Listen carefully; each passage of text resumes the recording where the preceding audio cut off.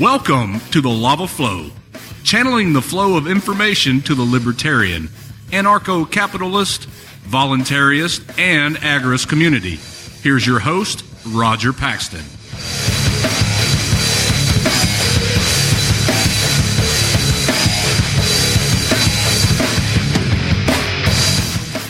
Thank you for joining me on The Lava Flow, from the state where it's strictly prohibited to mispronounce the name of the state by the state's constitution.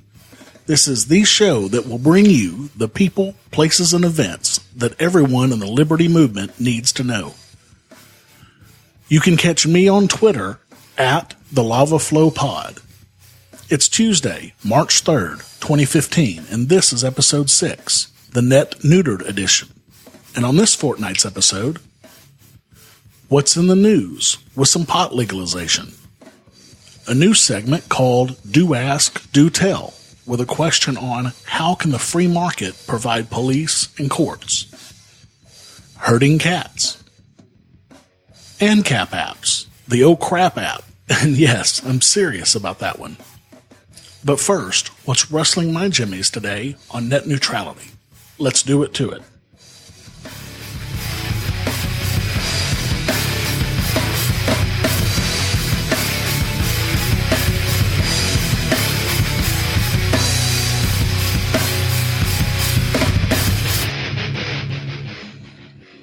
I haven't been this pissed at government since the last stupid thing they did before net neutrality.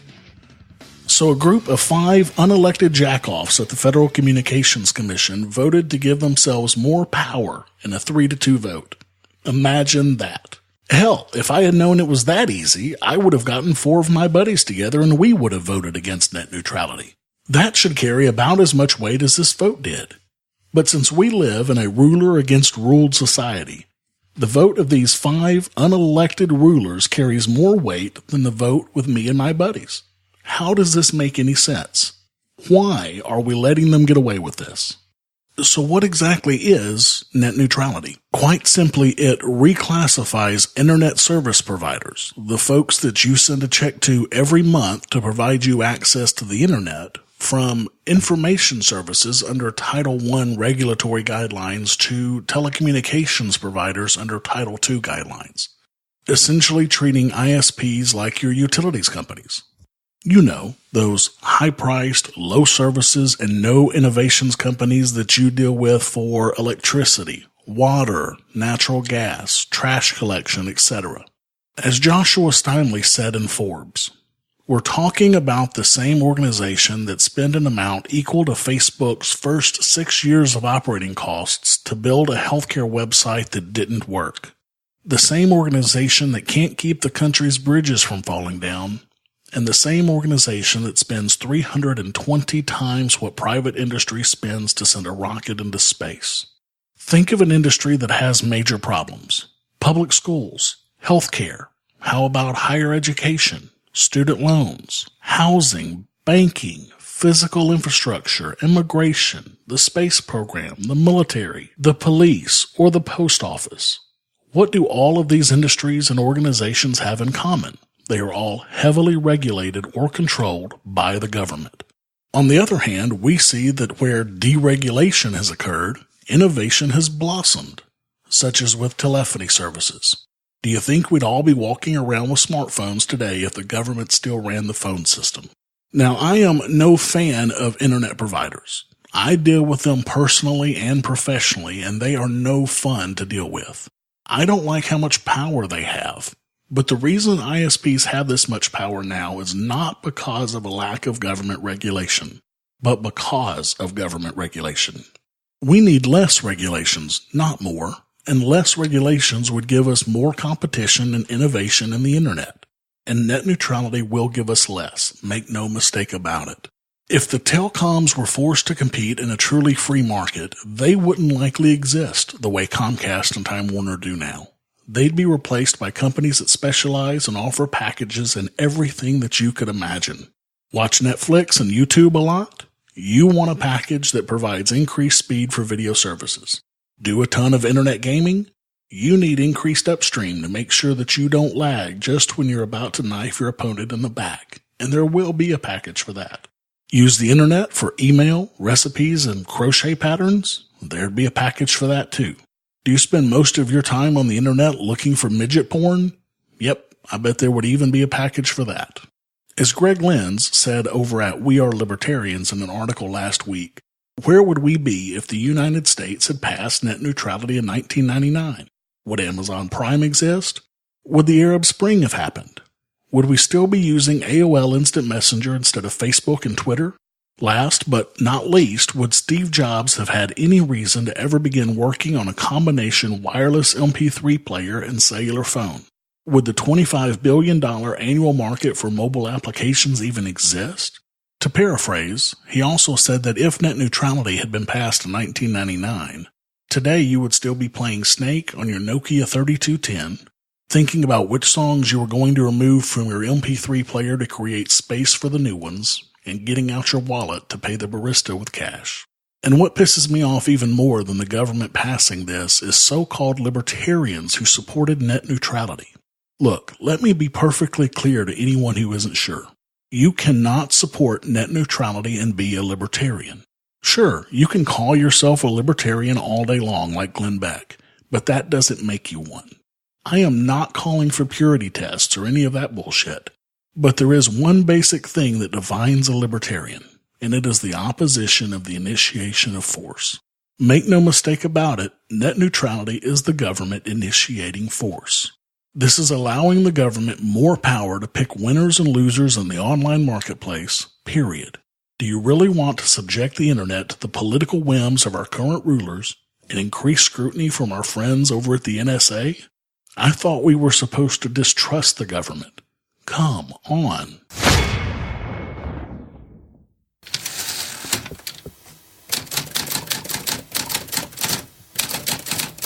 This week in the news. As I mentioned way back in episode 1 of the Lava Flow podcast, which you can find at thelavaflow.com/1, Alaska and Washington, D.C., among others, passed marijuana legalization laws in the 2014 elections. This past Tuesday, Alaska became the third state that marijuana users can add to their bucket lists. Restrictions are similar as in other states, such as age limit of 21, no more than 1 ounce in possession, no public consumption, and no driving under the influence. The state is still working on the regulatory structure for entrepreneurs to set up shops like they exist in Colorado, so as of now it's still not legal to make a living from selling marijuana, which leaves quite a bit of a mess. Hopefully they'll get this all squared away soon. At 12:01 a.m. Thursday last week, Mayor Muriel Bowser allowed D.C.'s marijuana legalization law to take effect, despite warnings from congressional Republicans who are threatening to put the mayor in jail under the Anti-Deficiency Act, which prohibits the spending of federal funds that have not been appropriated and carries a 2-year jail sentence. Pot in D.C. has restrictions as well, of course, such as an age limit of 21, no more than 2 ounces in possession, and cultivation of up to 6 plants at a time, with 3 being mature in your private home. I doubt we've heard the last of this one, as congressional Republicans are pushing hard to stop this, although Jamie Raskin, a constitutional law professor at American University, characterized the threat of criminal prosecution as a lot of huffing and puffing on Capitol Hill.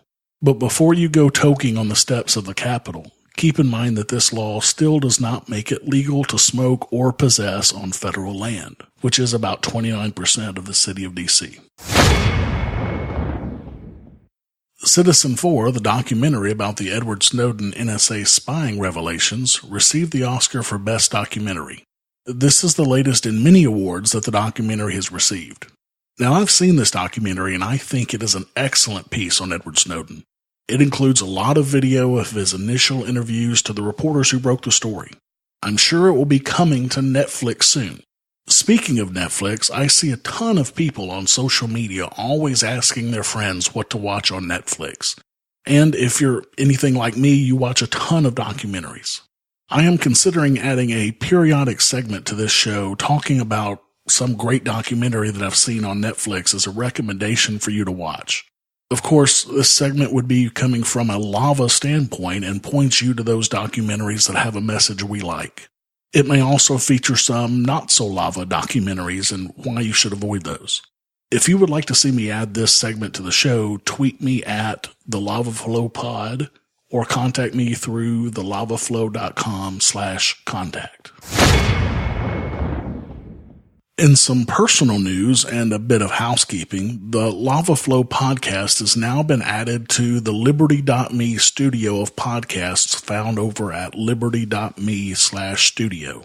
They feature many other great libertarian podcasts as well, so I am very honored to be added to their list. By the time you hear this, they will have my first 3 podcasts on their feed and will be adding a new episode every Tuesday until they catch up to my bi-weekly schedule. You can subscribe to the Liberty.me feed on either SoundCloud, iTunes, or Stitcher by searching for Liberty.me Studio. This is on top of the many ways you can listen to the Lava Flow podcast already, which you can get to by going to thelavaflow.com/subscribe. Also, I've received my very first Patreon donation at thelavaflow.com/support. A huge shout out to Melissa for exercising her free market muscles and giving me some cheese to help support the show. Thank you so much, Melissa. I also received another Bitcoin donation from Carl. Thanks again, Carl. These folks sure do love them some lava. Thank you so much, both of you. The continuing support from listeners like both of you will help make this show better and allow me to bring you even more content. For those of you who may be unfamiliar with Patreon, it's a platform that allows me to accept donations, give rewards, and set milestones for the show, and it allows you to show your support for me bringing you this content. My content is and always will be 100% free, and I wouldn't have it any other way. But as you know, I have equipment costs and monthly recurring costs associated with the show and the website, not to mention the cost in labor. With Patreon, you can make a per-episode micropayment donation of as little as $1 an episode. I have set some milestones at certain per-episode levels that will allow me to bring you more content once I reach those levels. I have a full-time job, plus an awesome wife, and 2 badass kids that all require some of my time, on top of other activities, so I lead a very full life. If I'm going to be able to add more content for you, I need some convincing to drop some of my less important activities, such as sitting on my ass and watching TV or surfing the internet, and devote more time to the Lava Flow. My first milestone will be met when I have contributions of only $100 per episode. Once I reach this level, I will start a 5 to 7 minute supplemental podcast to the Lava Flow called The Lava Spurt. The Lava Spurt will have at least 1 episode a week and focus on a single timely topic that is happening right that moment in the news, or just a topic that I'm passionate about. Think of my What's Rustling My Jimmies segment, but a couple of times a week. The second milestone is at $250 an episode and will increase the Lava Flow podcast from its current bi-weekly schedule to a weekly podcast, on top of the Lava Flow supplemental shows. At $500 an episode, I will move from my current half-hour or so episode to a full 1 hour a week episode. But other than you getting content, which, let's be honest, you'll be able to get for free anyway, why on earth would you want to support the Lava Flow? Rewards. See, Patreon also lets me give you stuff based on how much you support the show. The various levels of support range from $1 an episode to $25 an episode, and gives you stuff like access to behind-the-scenes footage, audio and bloopers, early access to the show each episode, uncut extended interviews with my guests, and yes, I will soon be having guests on the show, access to an exclusive Facebook group for the show, participation in monthly Google Hangouts, and the big daddy of them all, become an executive producer of the show, which puts you on my website, allows you to be a guest on my show for a couple of segments, and you get the official and exclusive The Lava Flow Podcast Executive Producer t-shirt. So go get your rewards now at thelavaflow.com/support. And finally, the Lava Flow was mentioned on some other podcasts recently. First up, the We Are Libertarians podcast with my friends Chris Spangle and Greg Lenz. These guys have offered me a bunch of advice and support on getting the Lava Flow off the ground and running, so I owe them big time. Here are Chris and Greg. And one little shout out, because we are not if you are of the black and yellow crowd, more of the voluntarist, anarchist, agorist, mutualist type, Roger Paxton's new podcast, Lava Flow podcast, is very good if that is your particular brand of libertarianism. I think any libertarian would get into it. It's a very good podcast. It's very news oriented, sort of like news and commentary, almost like an Arkansasan Paul Harvey. I don't know how you say Arkansasan. Arkansian. Is that right? He's a think so. He's a No Keynesian. kidding. Keynesians. Sorry, Roger. Yeah, check out the Lava Flow podcast. Obviously, if they lived here, they would be in all kinds of trouble since they're having trouble pronouncing the name of our residents. For those of you unsure, it is either Arkansan or some people prefer Arkansawyer. And Thomas Knapp of the Napster podcast, that is KNAPPSTIR, and from the Napster blog, napster.blogspot.com, also had some very kind words for me as well. Here's Thomas. His name is Roger Paxton, and I've known Roger and his wife Jessica for about 10 years, I think. A little longer, a little shorter, somewhere in there. They're Libertarian Party activists in Arkansas. Great people, wonderful people. Roger Paxton runs a podcast called The Lava Flow. LAVA, it stands for Libertarian, Anarcho-capitalist, Voluntarist, and Agorist community. The Lava Flow podcast, it's at thelavaflow.com, and I hope you'll listen to his podcasts, which frankly are more professionally produced and more organized than mine. Looks like they're available in Flash Audio, downloadable by Blueberry, iTunes, Stitcher, the whole 9 yards. Give him a listen. Thanks, Thomas. I really appreciate that.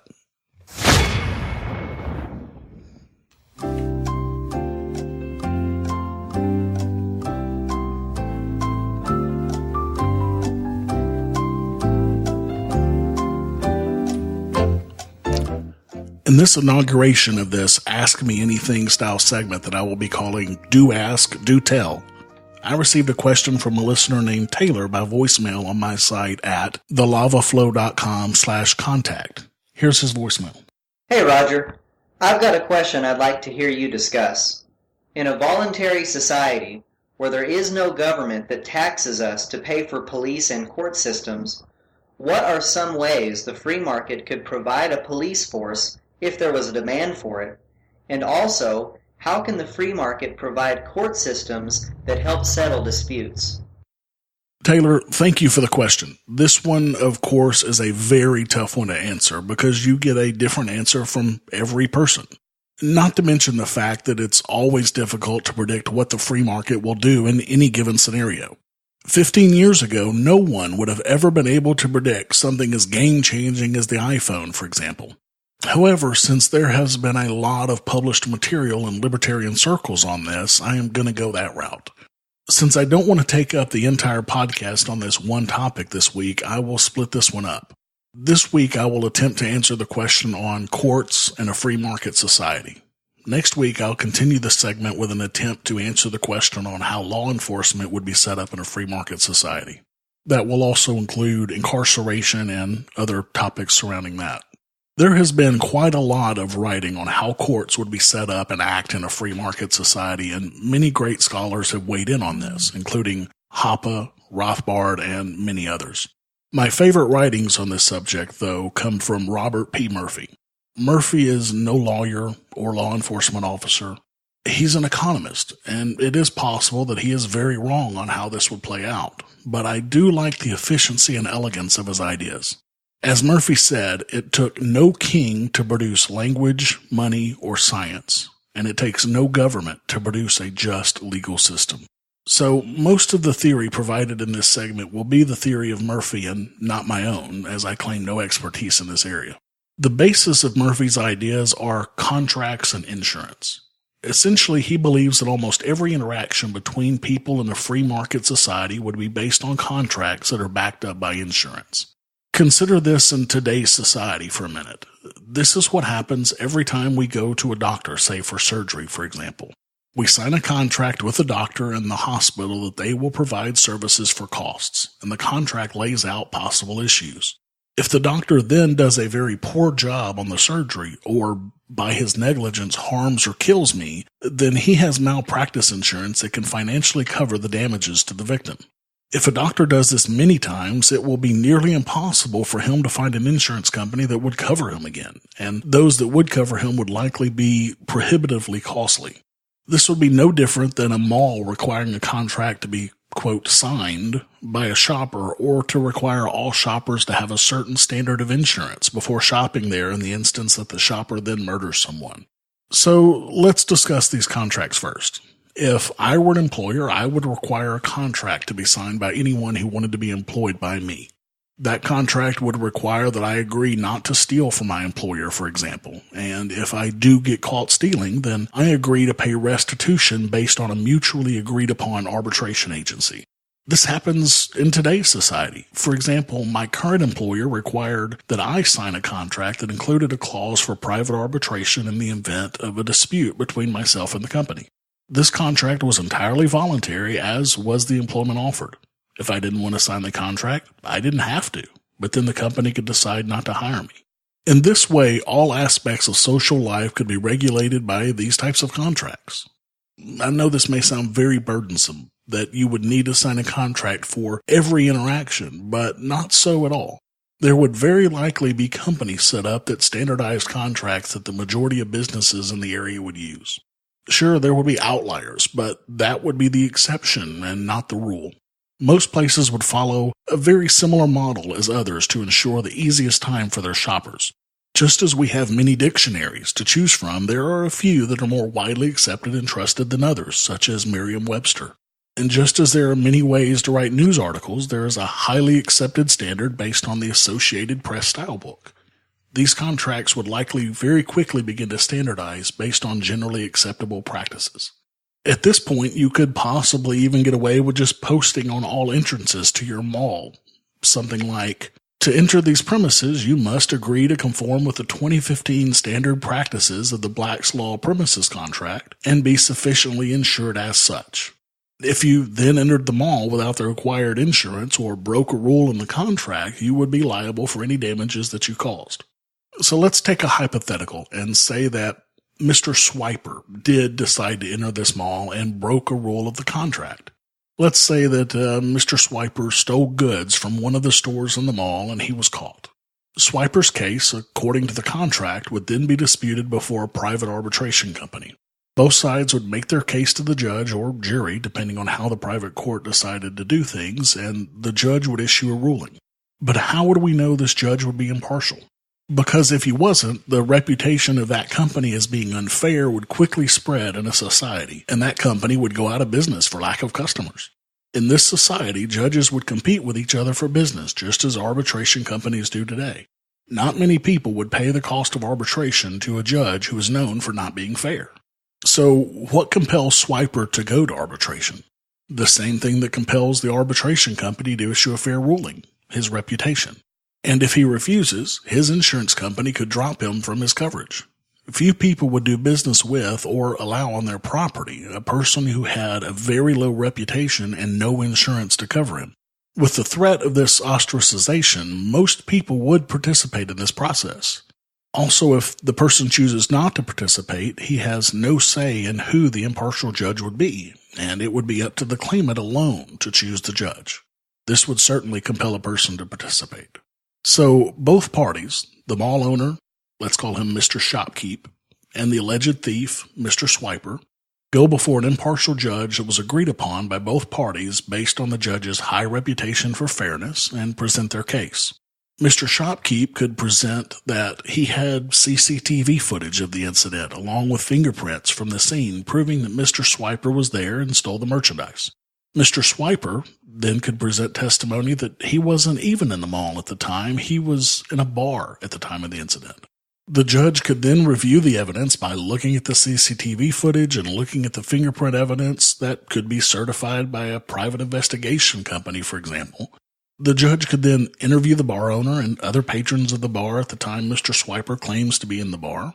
If the bar owner says that during the time of the incident, the bar only had 2 people in it and he is pretty sure that one of those was not Mr. Swiper, then the judge clearly would rule on the side of Mr. Shopkeep and award the damages from the incident to him. But say that 2 weeks later, Swiper gets his credit card bill in the mail, and there is a charge from the time of the incident at the bar where he claimed alibi. And there is also a cash withdrawal at the same time as well. Since the ATM machine would have a picture of Swiper withdrawing the money, he would have grounds for an appeal of the original ruling.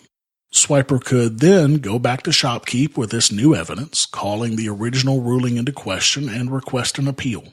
If ShopKeep refused, Swiper could then go to a reputable judge and get an opinion that Swiper should be acquitted. Since there are now 2 different rulings on the case, there is no clear person responsible. ShopKeep could, at this point, just drop the entire thing and let it go, or an appeals judge, agreed upon by both men, would need to be hired to settle the incident for good. And this would probably be the case, since the insurance company that ShopKeep used would probably require a settlement of the incident. The new judge would then look at all of the evidence, including the new evidence, and make a ruling. Let's say he now sides on the side of Swiper. Swiper's reputation is now upheld and certified by the judge, and he is required to provide no restitution to ShopKeep. ShopKeep has suffered a loss in reputation for falsely accusing someone, and he is out the cost of the merchandise that was stolen. He would also be out the cost of all of the court costs as well. Let's say the image on the ATM machine, after careful investigation by experts, is determined to be someone who is disguised as Swiper, and the appeals court rules in the favor of ShopKeep. Swiper then loses a large amount of reputation and is out the cost of the merchandise he stole, plus the costs of all of the arbitration. In this situation where Swiper now owes restitution, let's say that he is very poor and has no monetary assets to cover these costs. This is where the insurance comes in. For a cost, most people would have insurance to cover them in cases such as this. The insurance company that Swiper paid his premiums to would then pay these costs. At this time, since Swiper has now proven to be a thief, the insurance company can raise his premiums to a very high degree or drop him from coverage completely. But what if Swiper was too poor to have insurance and he entered ShopKeep's mall under false pretenses, since ShopKeep did not allow uninsured people on his property? ShopKeep's insurance would then pay all of the costs, and they could then try to seek reimbursement from Swiper. This will, of course, require some sort of law enforcement and restitution, including the possibility of confinement in a prison. But, as you know, prison is force, you may say, and you would be right. But to see how there are ways around this, you'll have to wait until next week on Do Ask, Do Tell, where we will continue the story of Mr. ShopKeep and Mr. Swiper.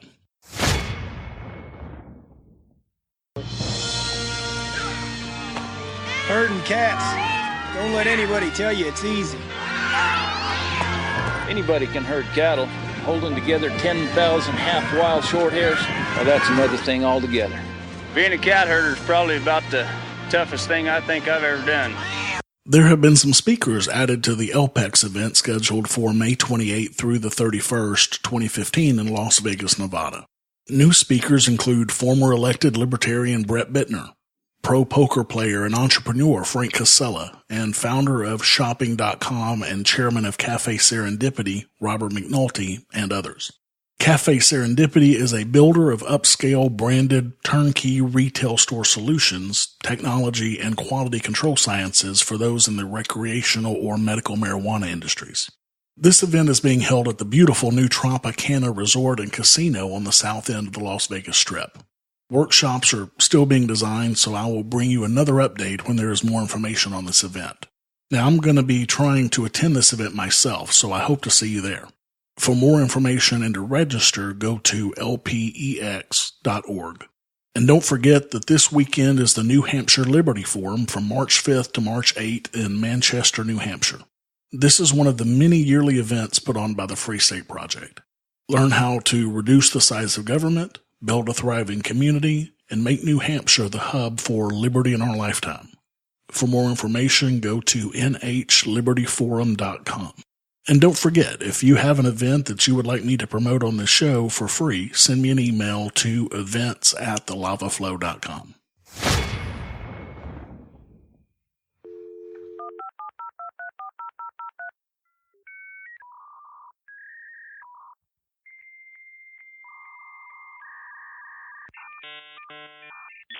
ANCAP apps.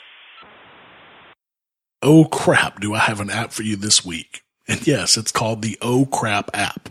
It's designed to educate you regarding your legal rights when being investigated for a criminal offense.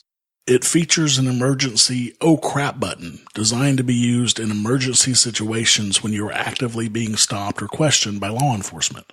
Available on both Apple and Android devices, the Oh Crap app serves 3 primary functions: education, prevention, and protection. You can download it at ohcrapapp.com. Under the Educate Me function, the app provides an explanation of your basic legal rights and DUI rights for the state that you were in. It also has an informational blood alcohol content calculator, a brief explanation of how to avoid a DUI, and information including rights, lawyers, and bondsmen broken down by state. The prevention function includes a quick link to contact a taxi service listed based on geographical proximity to your location. The protection function is the most popular function of the app. Once you press the Oh Crap Help Now button on the app, it gives you emergency rights reminders based on Shut Up, Wise Up, and Lawyer Up. It also gives you the ability to activate a recording function on your phone to record audio of the interaction with law enforcement and then uploads that audio to the Oh Crap app remote server in case your phone is confiscated. Audio, of course, isn't as good as a video recording of the incident, but if you haven't listened to my advice from earlier episodes to install apps on your phone to back up video from your phone, audio is better than nothing. Hopefully they'll add video to this app in a later update. The Help Now button also gives you quick access to call the closest partner attorney in your area based on the GPS location of your phone. Of course, this app has come under fire by several groups saying it helps to contribute to drunk driving and getting people out of DUIs. Of course, this is all hokum. Having the tools to help you assert your rights and document your police interactions is essential in today's environment, and that is what this app helps you do.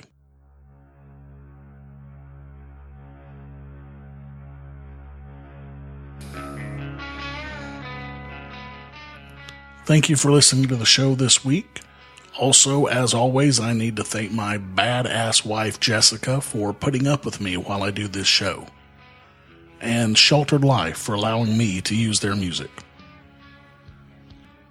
For the show notes to this episode, where I put links to everything that has been on the show, go to thelavaflow.com/6. And please subscribe to us on iTunes, Stitcher, and other places at thelavaflow.com/subscribe. And like us on Facebook and follow us on Twitter. And if you like what you hear on this show, leave us a bit of feedback. You can send us feedback by going to thelavaflow.com/contact. Speaking of iTunes, I've received a few more iTunes reviews recently.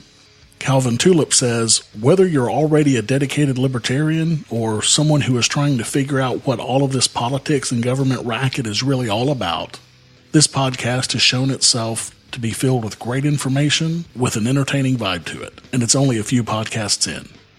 Mark, the Theist Libertarian, says, good to find a much-needed resource for folks whose political leanings doesn't tip towards either of the major parties. Thanks for the reviews, guys. If you haven't left me a review for the Lava Flow on iTunes or Stitcher yet, why not? Your reviews encourage us and help others find our podcast. And I will read every review I get right here on the show. You can leave us a review by going to thelavaflow.com/iTunes. And make sure to include your website and full name in the review if you want those mentioned in the podcast.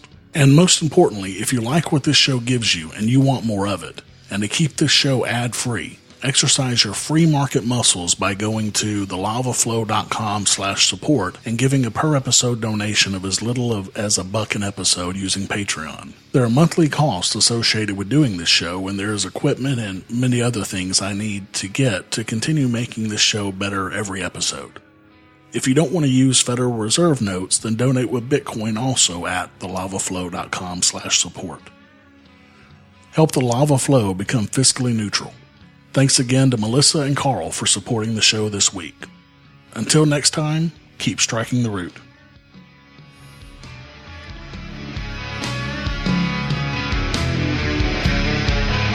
This has been a Pax Libertas Productions podcast.